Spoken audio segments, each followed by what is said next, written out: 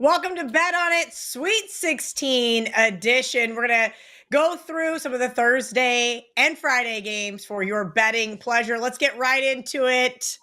Marco D'Angelo, Joe Raineri, Teddy Covers. I am Kelly Stewart. Thursday night, we'll call this the primetime game because it's past my bedtime there on the East Coast.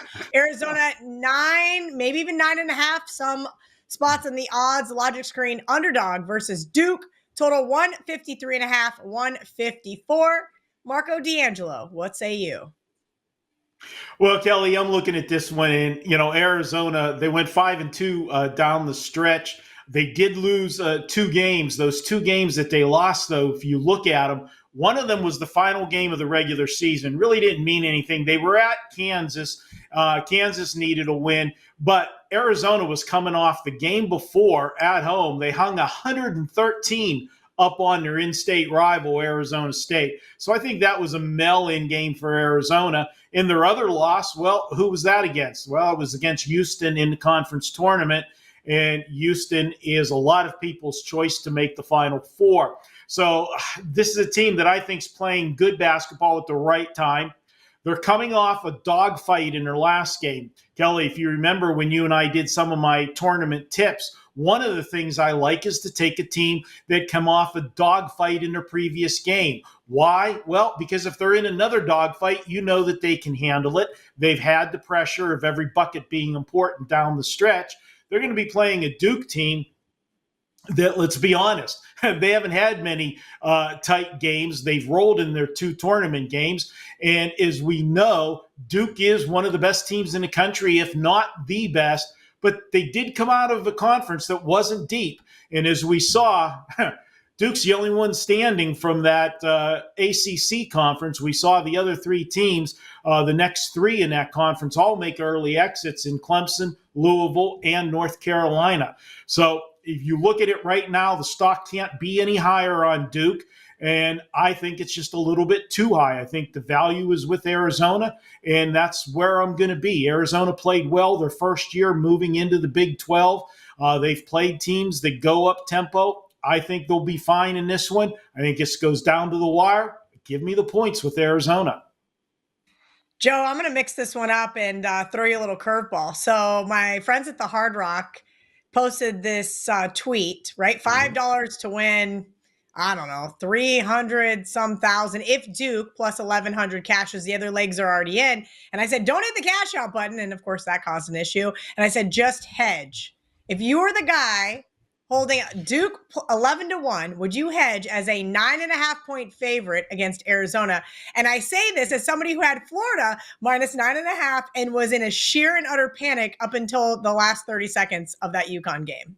Yes, I would. No, you know me. Hedging is for gardeners. Don't believe in it, especially when you're dealing with the team that's going to have the number 1 NBA pick coming up that has, without a doubt, the best team. And while, yes, I get it, they played in the ACC, which means they played a bunch of YMCA rec league teams this season here. But there is no denying that this Duke team is number 1 for a reason. And styles make fights here. And you've got an Arizona team who all year long has shown flashes of greatness, but they have also struggled for as long as I can remember against the better teams that they have played.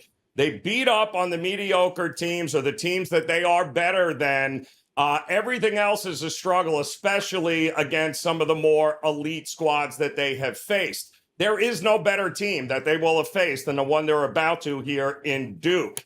But instead of picking a side, I'm going to go ahead and look at this and go, why in the world? We're talking about every Duke game since the middle of February that has had Cooper Flag in it has resulted in 80 or more points for the Duke Blue Devils. Now we've got an Arizona team that's going to want to push the pace, to their detriment, by the way, is what it's going to be. But they're going to want to push the pace. They're not nearly the quality defensive team, not like what Duke is going to bring to the table. Duke also gets plenty of turnovers, and Duke is the best free throw shooting team that remains in this tournament. Arizona is going to be chasing Duke this entire game, especially late. I say just take the Duke team total over 81 and a half here. I don't see how. The winner of this game is going to have 90 points, and I think Duke will eventually get there. But I'll take their over. I think the value is in their team total. If it ain't broke, why are we fixing it? It's not like Arizona's going to try to slow this down and make it a half-court game. I think over the Duke team total of 81 and a half is the way to go here. All right, Teddy Cover, since Joe didn't want to bite, if someone did want to hedge on their Duke ticket, would you let it ride this round and wait till the next, or would you put a little bit on Arizona money line? I have to put something on Arizona money line here because you can find it plus 400. So you can risk a quarter of a unit to win a unit, or depend on, I don't know what the numbers are here, but obviously we're talking about a multi-$100,000 payout with some guy that's already hit a bunch of previous long shot champions or plus price champions. In my mind, you have a extremely positive expectation scenario because you can get a plus price on every team that Duke's going to face through the Final Four and maybe even beyond, depending on who their opponents are. So absolutely, don't take the cash out option. You nailed that part, Kel, 100%. And look for a plus 400 Arizona money line. And again, at plus 400, you don't need to make a big bet, but win something either way. And when you're not making a big bet to hedge, it allows you to hedge a little bit more next time, a little bit more the time after that, should you want to continue that strategy. All that being said, Duke's a really hard team for me. All right. I haven't played on or against Duke in the tournament. I don't know if I played on or against Duke all year. Why are they so hard? Well, what do we look for? We look for teams that offer value. Duke is the most public team in basketball, in college basketball. The betting markets haven't slept on how good they are. This is not a value-laden team by any stretch of the imagination. But fading Duke isn't easy either. I played against Duke once. I remember one time, and I got lucky. I was catching plus 23, and they lost by 21 or something like that. It wasn't a right side by any stretch of the imagination because Duke is that good. So when you have a team that is that good and they're being priced like they're that good, I tend not to get involved with them all that much. All that being said, we have a previous meeting this year, all right, where Arizona hosted Duke at the McHale Center in Tucson. And boy, that game was all Duke. I think it was 69-55. Caleb Love completely shut down in that game, 3 of 13 shooting. Cooper Flagg went nuts. Knuppel had a big day. And it might have been what we could say the low point of the season for Arizona. Tommy Lloyd, after the game, said it was a tough night for me in the program. And he promised to pledge. He pledged to figure out, quote, why the pieces aren't fitting together as he would have liked. And obviously they had some injuries in early season play. That's not the case anymore. Their bench was unproductive early in the season. After the Duke game, we saw Tommy Lloyd kind of solidify what his bench rotations are for the rest of the year. And again, you talk about Carter Bryant, Henry Vassir, Anthony Delorso, and Toby Awaka combined for 2 of 7 shooting in the first meeting. When they beat Oregon on Sunday, that forced them 32 points on 11 of 22 from the floor. So Arizona's depth has gotten a whole lot better. They've answered the questions that Duke kind of gave them early in the season. It's a triple circle game for Love, who obviously played all those years at North Carolina. I think the Wildcats are live dogs in this one. Don't know they can win, but 9.5 seems a little bit rich for this better. It's dog or pass for me. Kelly, I want to jump in and answer that question as well as these other two guys danced around it. This is an absolute no-brainer, okay? You're getting 9 points. Play 1 unit on Arizona plus the points, okay? You can win both bets. You don't have to lose Duke. And you've got an insurance policy to get your original bet back. Right, it's simple. I know, Joe and the Gardner joking at. You got a chance to win both bets.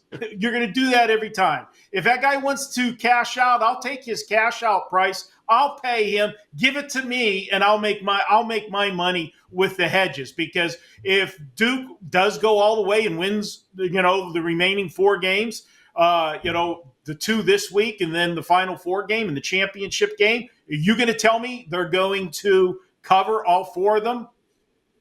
We saw Connecticut do that last year, and the bookmakers are making the line high. They're not going to let that happen again. Just hedge. 1 unit every round on the dog plus the points. Mail it in.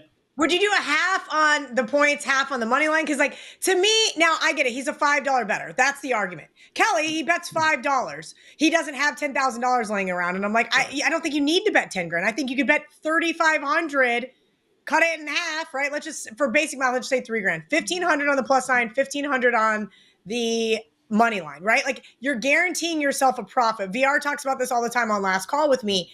I also am like Joe, where I'm like, you have a team at 11-1 that is currently the favorite, that is going to be a favorite the whole way through. You bet $5 because the math says you need to guarantee yourself a profit. So anything over said $5 is. The problem is everybody else is looking at that. I think it's like $48,000 or $49,000 money line cash out. But I'll also say this, Cal. I just listen again. Styles make fights. Arizona's not beating Duke. I think the chance to hedge is when Alabama plays Duke. I think next week is when you have the better opportunity, because I think that's when you have Duke, who could actually lose outright if they're going to lose at all. You're talking about a team, 17 of their last 21 wins have come by 10 points or more. They've already destroyed this Arizona team. I don't see anything changing in this game. I think Alabama is your best shot at Duke being upended in the hedge.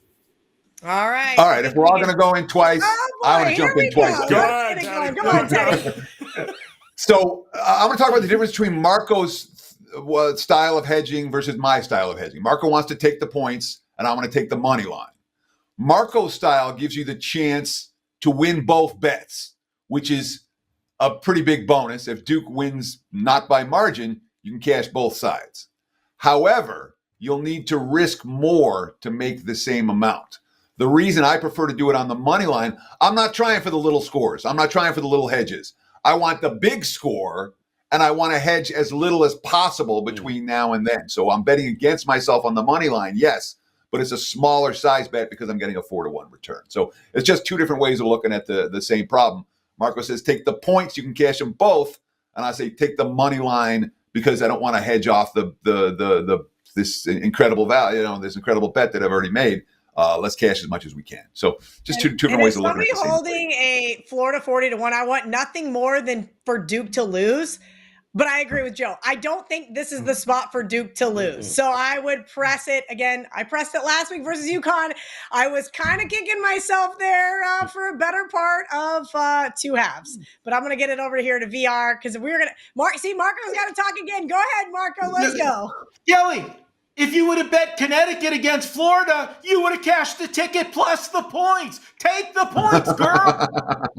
Listen, the difference here is watch Marco eat a chicken wing and watch Teddy do it, and you'll understand why Marco wants to win both sides of the same bet. I get it. Marco is gluttonous, and he wants to win everything, so I get it. Teddy is willing to hedge half that chicken wing, though, just to be still in the game. So there you go, Kel. Love it, love it, love it. Let's go talk to VR, get some Steam report, and to get away from this nonsense. You can catch him on Last Call with me every single Saturday and Sunday, and of course, Thursdays and Fridays during the NCAA Tournament. VR, speaking of Thursdays and Fridays, we got the Sweet 16 tomorrow and Friday. And like I do on Last Call, I'm just going to let you do your thing. We've got 8 games to go over. What have you seen from your side of the counter? I'll go get through them each, Kel, and let you know what I got. A lot of action already. And as I talked about throughout the tournament, a lot of bettors look to get ahead of these games by tying in stuff earlier in the week. So they're parlaying CBI, NIT, NBA, NHL with what they already like for Thursday and Friday. So it's already starting to stick out. And the biggest thing that's sticking out is over. I don't see a single game that the recreational bettors have bet under yet.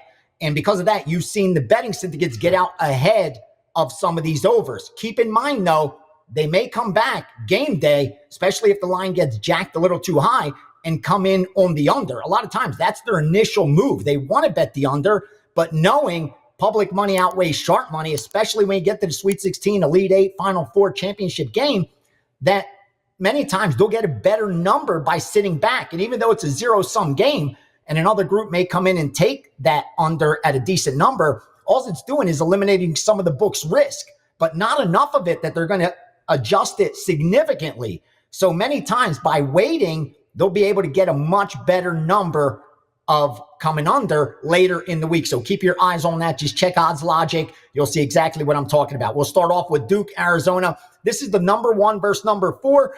Over money immediately from the groups at 152 and 153. But here's one of those spots. When it got to 154, you saw some resistance on the under. So it looks like a game that the sharp bettors want to bet under, just looking for a higher total than the opener was. All the money's coming in on Duke, 7 out of 10 bets already, if not 8 out of 10 bets, and the over as well. BYU, Alabama, it's about 60% on Alabama, what you'd expect from a -4, -4.5, 5 type of favorite.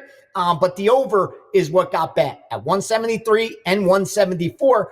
Another one where at 176, you saw resistance. So again, once the line moved that significantly, you did get sharp money on the under. But here's one where 9 out of 10 bets, if higher than that, even if you could get higher than that, are on the over from the recreational bettors. They love BYU Alabama over. It's probably the highest total on the board, I think, in the Sweet 16. Arkansas, Texas Tech, over money again. Groups got out, laying the 146, going over 147, not much on the side. This is one where you're getting a little more Arkansas money. Arkansas is also getting a little money line action as well from the recreational bettors. They're taking the points and they're also taking the money line on Arkansas. Maryland and Florida, this is one of the lowest number 1s versus number 4s because you got Duke, Arizona, and you got Houston versus Purdue. Both of those are number 1 versus number 4, but with lines of -8, -9. This one's a lot tighter. Not surprisingly, Maryland, most power ratings have them as a top 15 team. Some guys have them as close as top 10. And I think that's why you're seeing a much shorter number. But they laid the -5 on the Florida side, getting out ahead of the public because that's getting 8+ out of 10 bets already, and the money on Florida as well as the over, 7 out of 10, 8 out of 10 on the over also. But what did we see on Tuesday? When the line was 7, they blasted Maryland. Maryland +7, hit by multiple groups, pushing that back down. So you're probably -6 right now if you look at the board on Florida, which, it got steamed earlier in the week. Move on to Friday. Michigan, Auburn, 1 versus 5. Michigan getting some money. Also, another dog that seems to be live according to the public. And the over is about 60-40, which is what you'd expect. The bias is always towards the over, but this one looks legit because you did get the betting syndicates that laid over 51, over 52, came back and went over 52.5 as well. That's why you're looking at that higher total, but it's pretty balanced from the recreational bettors. And again, Auburn got hit at -7.5, also got hit at -8. Last night, I believe that happened.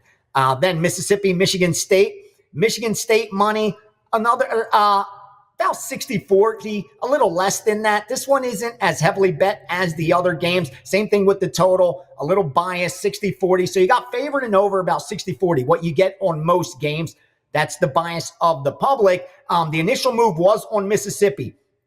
Mississippi at +4 got bet, got a little under +3.5 as well, but if you looked at the screen, you'll see Michigan State came in and got hit at -2.5, money line, -3 and money line. So Michigan State at 3 or better, definitely the sharp side there. Purdue, Houston, another one-sided game, a number 1, no surprise. 9 out of 10 tickets are on Houston. The over is a little more balanced, about 60-40. Again, that's what you expect.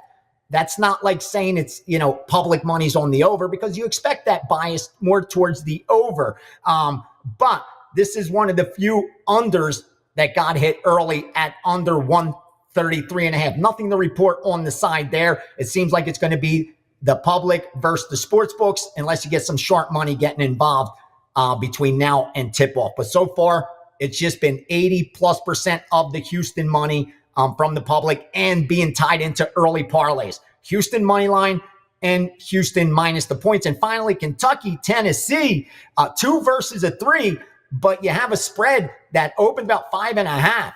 And Kentucky money came in at +5.5, at +5, all the way to +4.5. One of the groups I work with took the +4.5. Then last night it was 4 across the board. that's when you saw Tennessee money come in. So if you agree with the early sharp money, you could still get pretty much the first and second number that they got down on. And this is another rarity where betting syndicates weren't waiting to see if the public's going to bet it up. They went under immediately, under 147, under 146.5, all the way to under 145.5, even though it's another spot where about 60-40 towards the over. So real quickly, the three that stick out the most, no surprise, it's the number one teams. Duke, Florida, and Houston, all three not only being tied up in all kind of parlays, ATS, but money line parlays. Those three are tied into a ton of money line parlays, three-team money line parlay. One of those teams go down on the money line. It's going to be a great day for the books. It's going to wipe out so many parlays, so much of the risk from parlays. If one of those teams or two of them go down ATS, it'll be another phenomenal day for the books. We'll wipe out a ton of the risk. Got to remember, recreational bettors don't care about negative EV bets. They are teasing. They're using the teaser to get these teams down, to get Arizona down, to get Florida down, to get Duke down. So they're ATSing it, money lining it, and teasing it every possible way. They want money on the three number one teams that are standing right now going into the action. It's Florida that's not getting, Florida's getting it. It's where's that other number one? No, it's those three that are getting all the money. Yeah, those three are getting Auburn. Auburn's the number one that's not getting much love. Like I said, a little more on Michigan, which is kind of surprising. But Auburn's getting the least amount of love from the betting public. In fact, it's not being used as a money line parlay. It's those three that they're tying in, even with other teams, before they do it with Auburn. So I got Auburn as a future, so it's a good sign for me. Yeah, it is a good sign for you. And after Florida had their scare there against UConn the other day, it does not make me feel good as a Florida bettor. VR question. So right now I have Florida at 40-1. If they were to beat Maryland and Texas Tech beats Arkansas, they end up playing each other. So there's kind of a hedge, if you will, built in there, right? Because they're going to play each other. But would you hedge either one of those plays going into the Sweet 16? I mean, both of them are favorites headed into the Elite Eight. Favorites have done very well in this tournament. Maybe not always against the spread, but definitely winning outright, as you mentioned, with those money line parlays. Florida's about 7-8 points better than Texas Tech. So you have both pending? Yes. I let them ride. You got a number one. You got a number one there, and you got a number three sneaking in. You let that go. You let that go because you got decent numbers on them. Yeah. And if both lose, I'm just supposed to wash my hands. Just watch and let them play out. Let them play out. You placed a good bet early on and then revisit it after the weekend. Hopefully, you're still alive. You're still standing. One's going to be there. I'm pretty sure of it. It's almost definite. See which one's alive. But I think you're good. I would just let it go. All right, VR giving me that push to not be a wuss. I always appreciate it. Greek_Gambler on all your social channels. Greek_Gambler7 over on TikTok. He does a great job over there as well. VR, I'm going to see you tomorrow morning. Last call Thursday, Friday, Saturday, and Sunday with you. I cannot wait. Our special guest from last week's episode is back this week. Bill Krackman, newer to WagerTalk.com. He has had a very great start to joining us, and he is here to give you a best bet for the Sweet 16. Hey, Kel, how about this? After going like 0-5 on Friday, which with every other gambling syndicate in the world and every other sharp, I don't know how I'm ahead like 7 units, but I am still. It's all about bankroll management and playing more. I usually go 1-2 units on games depending on the strength of it. So, it's going to be a very profitable time of the year and everything. I can't wait till baseball comes. I can't wait until preseason football. You guys will see. So it's been about a year and a half, by the way, of Kelly and Johnny and Prez, all these wooing me over. Marco at dinner. And so I'm glad to be over here with you guys. So this week we have, once it gets deeper and deeper to hit that Final Four, gets tougher and tougher. The market gets much more efficient. So I have a couple games that I want to talk about real quick, nothing crazy. Again, bankroll management means everything here. And just betting, some just because the game's on TV and it's the last game of the day. There's no reason to just fire on everything. But I want to give you Arkansas, Texas Tech. This should be an exciting game. The highest seeded team left as the 10 seed, Arkansas, taking on the 3 seed, Texas Tech. First of all, I know a lot of people don't like Calipari. Everyone doesn't like people successful, though. I think Calipari will have Arkansas and the team ready here. They're going to speed the game up, probably put a lot of pressure on Texas Tech. And, Texas Tech doesn't turn the ball over as much as you see some of these. You might just see some quick and easy buckets right out of the gate here. So I'm looking for maybe some points in this game. Also, this is one of those tournament games that you have a chance at a foul fest towards the end of the game. If it's a 5, 6, 7, 8-point game under a minute, you may see another dozen points here. These fouls, it's amazing what happens at the end of these games. It's the reason why when I bet my unders, I like to bet unders first half so you stay away from the foul fest. So the other game I'll get into real quick is Kentucky, Tennessee. It's rare to see conference foes head to head in the Sweet 16, but this is what you get when you have 14 teams from one conference. 7 of the 14 in the SEC still available, still out there. Kentucky, Tennessee go head to head in Indianapolis. I love to watch. As it gets deeper and deeper, I love to watch. Now that most of the Cinderellas are really gone, this is a Kentucky team that can beat anyone when they're playing their best, though. They're one of the 3 teams that can beat Duke, I'll just tell you, in my opinion. And they've already beaten Tennessee twice this year, once when Lamar Butler got hurt, and once when he didn't even play. So as long as he can stay healthy in this game, I think Kentucky has a real chance, maybe even to take it outright. But I see the lines like 4.5 everywhere. But I like to go buy it up to 5. But wait until even closer to game time. You may get some favorite money here, so you may get that. You may get that 5. So there's a couple games for you. Nothing crazy. Everyone enjoy, relax, and the weather broke out here. It's 88 degrees in Vegas. I'm looking forward to get outside in a little bit today, and looking forward to these games, the Sweet 16 and then the big weekend. Absolutely, Crack. I'll be there in a couple of weeks for the national championship game. I hope to see you there. Before we let you go, can you tell everybody about your baseball package you have up over at WagerTalk.com?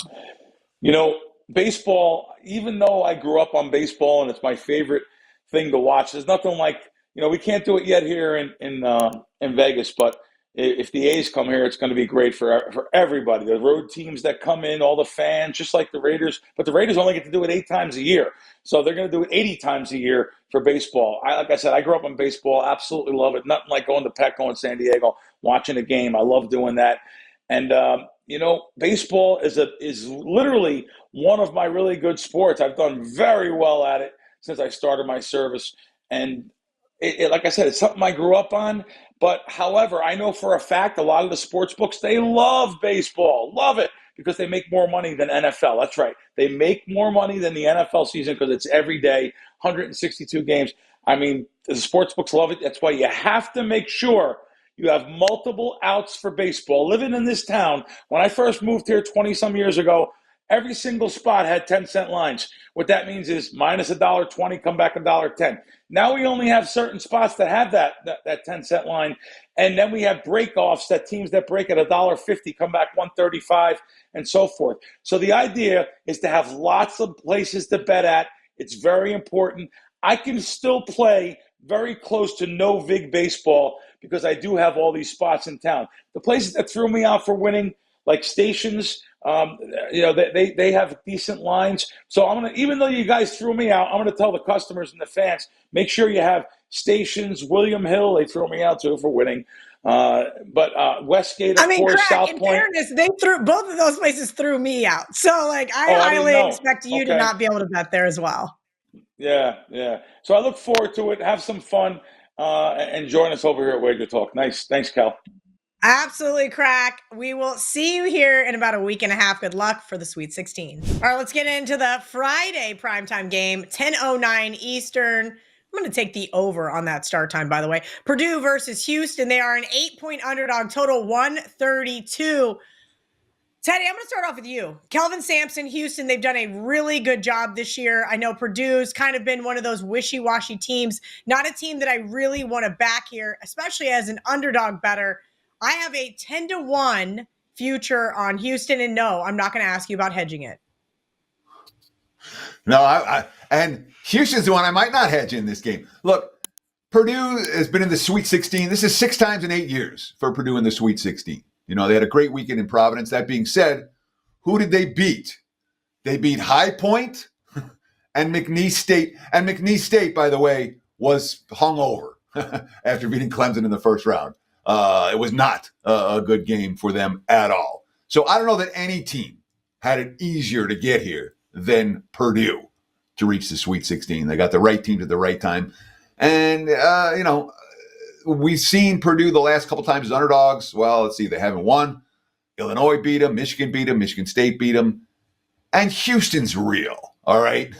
The Cougs are as elite gets. This team's won 30 games 5 times in the last 6 seasons, all right? They're the best defensive team in the country, number 1 in points allowed per game. Number 5 in opponent's field goal percentage. And it's not just defensively that Houston has been able to dominate. They're really good from 3-point range, obviously. They're a really good shot blocking team. And they don't turn the ball over, just 6th in the country when it comes to turnover rate, 9.2 turnovers per game. Now, some of that has to do with the fact that they play at a slower pace.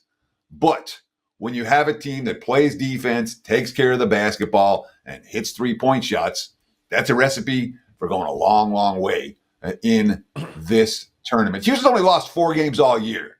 3 of those losses came in overtime. The other one came by 5 against Auburn in the second game of the season.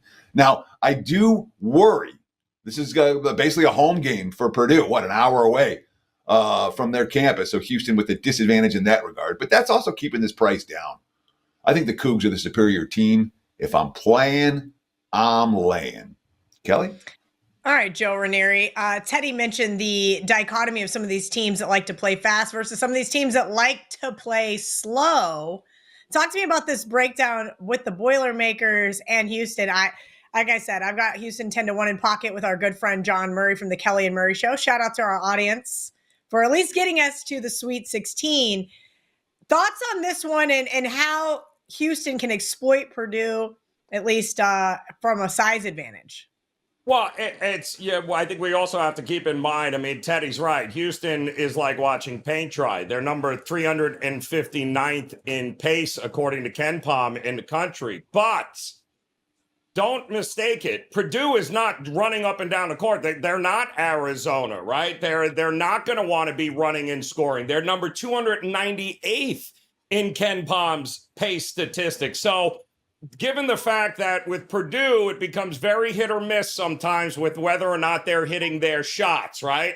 But the reality is Houston can suffocate and has suffocated quality offenses like Purdue's all year long. I also don't think, now Purdue doesn't turn the ball over a whole lot, so I don't know that Houston's going to be able to take advantage like they do against teams that are a little bit more lackadaisical with the handling of the ball, especially in transition. But the reality is they're not going to get a ton of second chance points here. They're not very good against the rebounding anyway. They're certainly not going to dominate Houston on the boards here. So I thought the under was the way to look here. I saw it at 133, 133 and a half. I think it's down to 132 and a half. And I agree with the move here. I've got 2 teams that aren't in a rush to do anything. I do think that all the points Purdue get, they're going to have to earn. But this is a different animal, Houston, defensively than what Purdue has played. Again, Purdue offensively has shown an ability to be able to shoot guys out of the gym. I don't see that happening here. I think this game is played in the low 60s. I think this stays way under. I don't think we get to 130. I think the under is the way to look here. Marco, first glance, I completely agree with Joe here on the under. But as we know, this first couple of rounds has been over City, and both of these teams are excellent three-point shooting teams. So that worries me just a bit. Yeah, it does. It is a low number, and they've adjusted it accordingly because of the way Houston has played defense this year. For me, I'm going to piggyback on what Teddy had said. There's no question. Purdue has had the easiest path to the Sweet 16, and they caught the major break whenever McNee upset Clemson. But on the flip side to that, Houston, for being as high of a seed as they are, they drew a tough assignment in their last game. Gonzaga was playing good basketball at the end of the season. Gonzaga, came through the West Coast tournament. They beat St. Mary's, another team that was in the tournament, and won their first game, lost their second game. But the difference in that Gonzaga game, they had to battle and they had to do everything. And if you look at the stats from that game, the fact that they were able to still come out of that game victorious, Gonzaga shot 50% for the game, 45% from three-point range, and they were 15 of 15 from the foul line.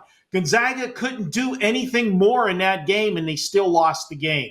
That is going to be bad news for Purdue, because I don't think Purdue is going to have success against this defense of Houston. Houston's holding opponents to 38% shooting this year. A big difference between the two defenses. I think they get the job done. The other part of it is you look at this Houston team, and yes, we know Purdue has been to the tournament how many times and has had success. But I don't think this year's team is as good as the teams we've seen in the past. Whereas this Houston team, they've had success too. I think this is the best edition we've seen of them.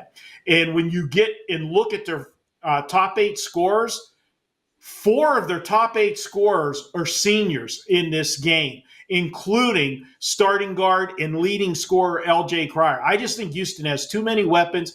Purdue may hang around for a while, but this one they're going to pull away in the second half. I like Houston. They move on to the next round. Little note for programming, Houston's been one of the best first half teams over the last couple of years. That's what I've got circled for this one. Let's go hang out with the proptologist, Andy Lang, and see what he's got for us as a best bet. The proptologist, Andy Lang, the doctor is in, except he's not wearing his lab coat. And everybody in the comments wants to know how the hell some drunken high school kid rode a shopping cart into your pond. At least that's my theory. I don't know. The wind couldn't have blown it in there. Like, you have to work to get it in there, and it is at the bottom of a hill. There had to be a lot. I think you just ride it down the hill. Like, it's not like it made it up the hill magically. Like, somebody was probably riding in it jackass style. Couple too many beers. No, but it's okay. Cold. The water's still cold. Like, why would you go flying into the water like that? I don't know. I don't know. Why do people do the polar bear plunge? They just do. People do dumb things, especially when alcohol is involved. That's my theory. Maybe you'll get an answer one day. If you guys missed Andy's TikTok/Instagram, it's pretty funny. Go over to his page at Andy Lang Bets, and you guys can see what the heck we're talking about. But today we were talking about March Madness, and you have a best prop bet for us up right now at WagerTalk.com. Nice special as well. Tell me about that first. Well, the special, we're calling it warm weather and hotter bankrolls. It's warming up, Kelly, and we need to do a 3-month special. Went back and looked, did a little deep dive into our profits, and in the last 17 months, we have been profitable in 14 out of those 17 months. So getting a month special is really good, but what's even better is getting a 3-month special. We were up 93 units in 2023, 127 units in 2024. We're up 65 units early in 2025. So we are off and running, and we turned a profit in January, in February, and March. We're batting 100% on that. So you can get an instant discount down to $5.49 on that special over at wagertalkwt.buzz/AL. These are bets that we bet with our own money. These are plays that we bet with our own bankrolls, and this is how we've taken small bankrolls and made them into big ones. So you can get 3 months, 30% discount, wt.buzz/AL. Love to hear that. Let me know why you laughed. I logged in to film this segment, and you started laughing when the graphic went up. Cooper Flagg 21.5 points. That laughable, huh? Well, I just don't know where they get this number from. Like, can I just see him get over this number, please? Can I just watch it once before I buy into this? Listen, Kelly, nobody likes paying taxes, but nobody likes paying a Cooper Flag tax, which is what you're getting here. He's gone under in 10 out of the last 11 games. The 2 games since return from injury, he's only had 12 and 11 shot attempts. He's only made 1 3-pointer in each game. I just don't see where this number comes from. Arizona's not great defensively. They give up a lot of points to guards and forwards, but Duke is just loaded. They have 3 guys averaging over 12.5 points, and they have 7 guys averaging over 5 points. This is, Cooper Flag gets all the headlines, but he's not the only guy that can score on this team. This is just wildly inflated, 21.5. I would play it under 20.5. I just don't think that they're going to need him to go ballistic. They're too complete of a team, so give me the under on Cooper Flag's points. All right, the proptologist is always here giving you that prescription. He didn't even bring any of the props. It's only for NFL. There was an NFL thing. I feel more comfortable when I'm out. All right, I'm cutting you off. I got the glasses on. I got the glasses on. No more telehealth. Get the hell out of here, Andy Lang. We appreciate you. Cooper Flag under 21.5 points. And these glasses, of course, mean one thing and one thing only. It's time for TNA. Ralph Michaels in another office this week. Shout out to Marco D'Angelo for letting Ralph hang out there in Vegas. It's always a good time to be back, Ralph. I'll be back there. Unfortunately, I'm going to miss you. But you know what I'm not going to miss? This week's TNA. We've got some systems for round 3. We've got some systems for round 4, a.k.a. the Elite 8 as well. Break them down for me. And then, of course, leave our audience with your best bet. Okay, let's remember this. Round 1 has twice the volume of round 2. Round 2 has twice the volume of round 3. So as we progress, the sample size gets smaller and smaller, which makes the trends less relative. But I do want to share the numbers with you. Round 3, some situations, and then round 4 as well before I get to my best bet. So I went back to 2016, guys. If you blindly bet every favorite since 2016 in round 3, you've gone 21-30 with some pushes, 41.2%. So the dogs, a very solid 58%. How about the totals? Well, round 3 totals, 20 overs, 33 unders. That is 62.3% to the under. So very easy to say that. Lean dogs, lean unders. How about round 3 if teams are off a win as a dog? Straight up win as a dog. ATS in round 3, they're 22-20, 52%. Over under 19-24, 44%. So no real trends in that situation. If they are off back-to-back wins as a dog, like Mississippi and Arkansas, those teams 12-6 against the spread, 67%. 5 overs, 13 unders, that is 73% to the under. And finally, how have number 1 seeds done in round 3? They've gone 18-12 with couple pushes, 60% against the spread. And when number 1 seeds play in round 3, they are 13-18 over under, 41.9%. So those were all round 3. Let me go through the exact same data in round 4. I'll go through it a little quicker. Favorites in round 4, 18-25, 42% against the spread. Over under in round 4, 40.9% to the over, so 58.1% to the under. Off a win as a dog in round 4, you're 20-11 against the spread, 64.5%. You're 13-19, 41% over under. If you're off a win back-to-back games as a dog, 9-3 against the spread, 5-7 over under. And number 1 seeds in round 4, 12-10 against the spread, 7-16 over under. So just some numbers to remember. You're not going to base a play on it, but it is important to know what's happened in the past to see if it continues on in the future. All right, Ralph, before you give me your best bet for the Sweet 16, please let me know what you've got going on over at WagerTalk.com. Well, we're looking at loading some plays. I have yet to load one yet. I don't see a 5% in this round. We'll see what happens moving into the Elite Eight. So just make sure you check out my package, and excited that baseball's starting and having a great NHL season and college basketball as well. Nice current run of 64% my last 39 plays overall. My best bet, I'm going to look at a Friday game, Cal. Well, remember I started this segment by saying 37.3% of every game has gone over the total in round one. That means over 62% have gone under.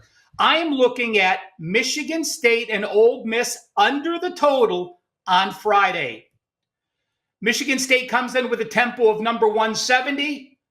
Ole Miss comes in with a tempo of 131. So both are slightly above the 500 or below the median mark in tempo. So we have two teams. Neither are fast. Neither are horribly slow. Michigan State does not turn the ball over. They're number 138.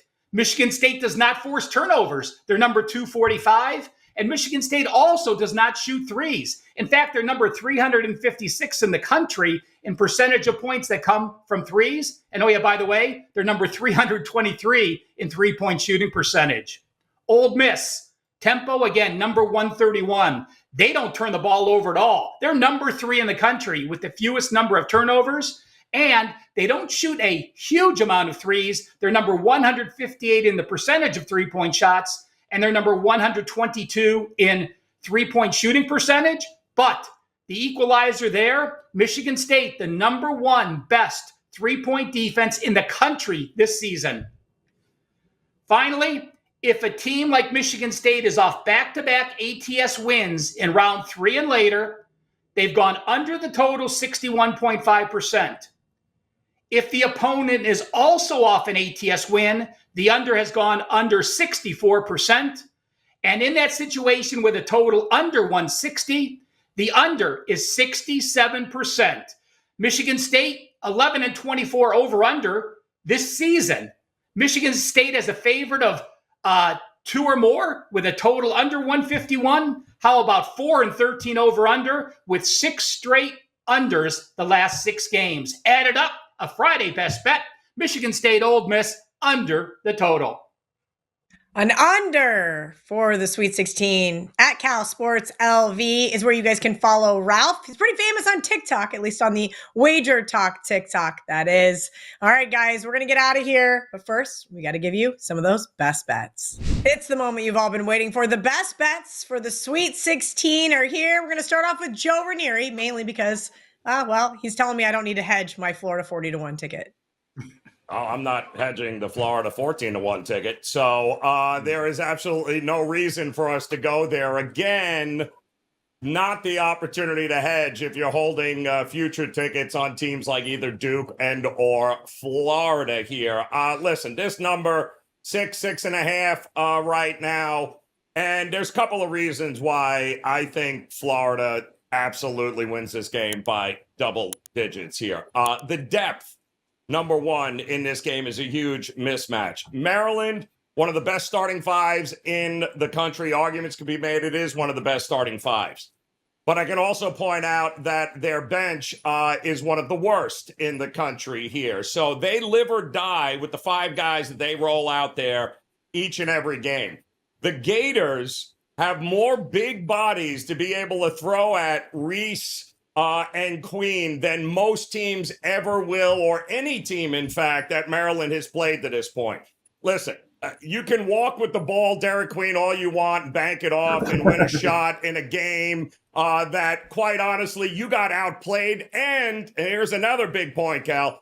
Outcoached that entire damn game. Nico Medved made Willard look like an absolute fool most of that game there. Colorado State should have won that game, but unfortunately, Maryland made the bucket when it mattered the most. Now they're going to take on a totally different animal, a Gator team. And quite honestly, Cal, I am so happy that the Gators got pushed in that game against UConn. 2-time defending champions. Anybody thought that the Gators or that UConn was just going to somehow roll over and the Gators were going to run them over has not been paying attention here. I love the fact that the Gators' back was against the wall. I love that they went to who they can go to all the time. Every guy on this team, the depth is huge. Any one particular guy, including, of course, their All-American point guard, who is, the guy that we know when the game is on the line, is going to take control here. But it's the bigs in this game, the depth of Florida, and the shooting, I think. Quite honestly, what in the world is Maryland going to do when all of a sudden Derek Queen or Julian Reese are in foul trouble in the second half with 6-7 minutes to go? They're never grabbing another rebound. They've got problems when they have to go to that bench. And if it's a tight whistle, I like Florida even more by double digits here. I think Florida was pushed. I think they dug deep. They understand what it takes. And I think they roll this Maryland team this weekend. And then it's a matter of whether or not you think hedging against Texas Tech is going to be the right move. Nah, I got Texas Tech 30-1. That one I get to sit back and relax. We're in business here right now. Like like you said, I got the scare out of the way, and I'm talking like went to Home Depot. The game tipped off. The game looked good. Came home. All hell started breaking loose. I was like, "Do I go back to Home Depot? Like, what do I do?" I finally went over to the neighbor's house. Big Gator fan. Brett walked in the door to watch the second half of the game with us. I kicked him out. I was like, "You have to go." They just nailed a 3 as you walk in. It was just a really anyway. So long story short, I'm going to the neighbor's house tomorrow night to watch the game. It's going to be a great time. Marco D'Angelo. You're taking the team that nobody's talking about. It seems like everybody has written them off for dead. They have. And, Auburn, they entered the tournament losing 3 of their last 4. And people want to look at that with one of those losses coming to Texas A&M. Oh, Texas A&M. Didn't Michigan just beat Texas A&M? How many people are going to do the old ABC comparison there and say, well, look at that. Oh, Michigan just beat Texas A&M and Auburn lost to them. Hey, just pump the brakes. When Auburn lost to Texas A&M, they were coming off a blowout win at Kentucky the game before. And, who did they have on deck? Yeah, their arch rival, Alabama.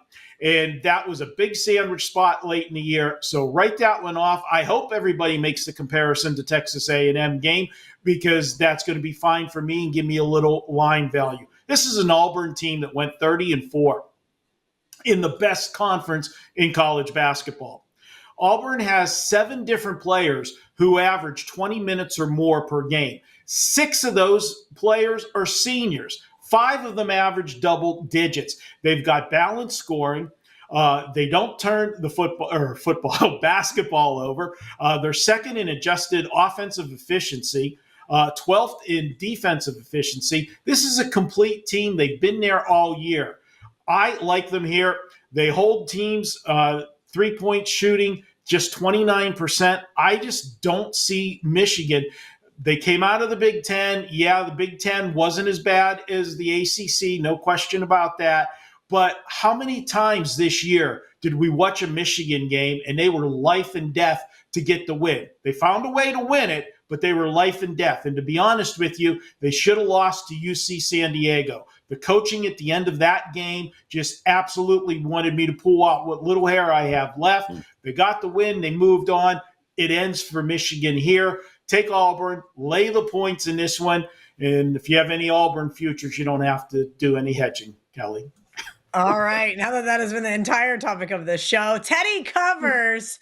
This is a game that I've been asked to talk about. Our good friends over at Outkick are big SEC fans, and we have an SEC matchup in the Sweet 16. And honestly, I'm just going to steal your Cliff Notes because I don't know what to make of this game.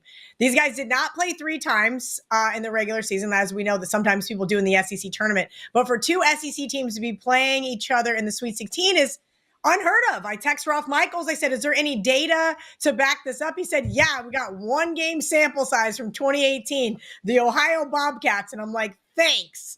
But Kentucky did win both regular season games against them. Now Tennessee is a favorite. Here's my problem with the Vols. I feel like I cannot get 2 halves from them. I either get a great first half or a great second half. So if they're down at half, I'll be looking at them at halftime. But you like them for the full game here. Why do you trust this team? So I don't think there's any comparison between Tennessee and Kentucky. Certainly not for the goals for these 2 teams this year. I mean, the Sweet 16 is a dream season for Kentucky, considering where Mark Pope started. Where they bring in 9 transfers, everybody left. I mean, it was a complete rebuild job. Calipari gone, empty roster. Whereas Tennessee is, they got Final Four talent, and they're not surprised to be here. And the fact that Rick Barnes was able to win and cover a game in the round of 32, where he'd been 0-7 ATS in his previous 7 tries, tells us that this Tennessee team is legit. Now, the guard play here is key. All right, we had 2 regular season meetings between these two teams, and Kentucky's guards dominated both games defensively. Now, we got 3 seniors in the backcourt for Tennessee. Got Chaz Lanier, Zakai Ziegler, and Jamal Mashik. Okay, Mashik had 1 made shot in 55 minutes versus this team in 2 games. Lanier went 5 of 14 and 3 of 13 shooting in the 2 games, only had 1 assist. It's not like Ziegler was great in either game. And combined in those 2 regular season meetings, we saw Tennessee 14 of 63 from 3-point range. These are not systematic, fundamental mismatch problems. These are problems that Tennessee had in a couple of regular season meetings against a Wildcats team. They're certainly good defensively, but Kentucky wants to play fast. Tennessee's not going to let them play fast. The Vols have certainly shown in this tournament that they're capable of hitting some shots. And again, the win over UCLA, no one's going to look at it as being anything impressive necessarily. They won by 9. But considering Barnes' track record in those games and considering the guard play that they got, and that's what this bet's on. I'm betting on Tennessee's guards. And I think that'll get us to a win by 5 points or more in this Sweet 16 matchup. As you guys know, the favorites just absolutely obliterated in the first 2 rounds. And coincidentally, every single one of us is taking a favorite. We're a bunch of chalk-eating weasels here, you guys, and I apologize for that. But I am going to lay it here with Texas Tech as my best bet. I understand that Tech has got some woes. Sometimes they tend to fall all over themselves in that slow play and make mistakes, most notably against Arizona in the Big 12 tournament. But overall, I have been very impressed with this team. That's why I bet them back in late January at 30-1 to win the whole thing. Even though the defense is not as top 25, right, that fits that metric to win the whole thing, I thought, all right, we're going to see them start to clean it up. Again, they faltered against Arizona, TCU, Houston, and then Arizona again down the stretch. But this is an Arkansas team with some, 2 outright underdog wins, Kansas and St. John's, both teams that I bet on. So why am I betting against Arkansas, who's covered 11-2-2 in their last 15 games? And that's because I think they're kind of a farce. They can't hit a 3-point shot to save their lives. They're going to want to play fast, and I think that's going to play right into Texas Tech's hands. We talked about the slow teams earlier in Houston, and whatever other slow team Joe was talking about that now escapes my mind. But that being said, Texas Tech is slow. They are methodical, and I don't think they beat themselves here. They had a really weird game against Drake coming off of that outright win over Mizzou, but they got the cover for us. And Drake, also a very slow playing team. So these are like a clash of styles. But the Razorbacks run comes to an end here. Sorry, guys. I know the SEC fans and the mentions are not going to like it. I understand they do have a top defense, but they're not going to get offensive rebounds, and they're not going to hit those shots. And oh, by the way, when they start fouling down the stretch, that's how Tech is going to cover this 5 points. Okay, guys, it's been a fun season. Oh, don't worry. We're going to be back for the Final Four. All jokes aside, we're not leaving you just yet. Good luck this week. Thank you to Marco, Joe, and Teddy. Of course, thanks to Bill Krackenberger, Ralph Michaels, Andy Lang, and Yanni Corrales. You guys are the best for hanging out with me every single week here on Bet On It. Good luck this week, and we'll see you for the Final Four.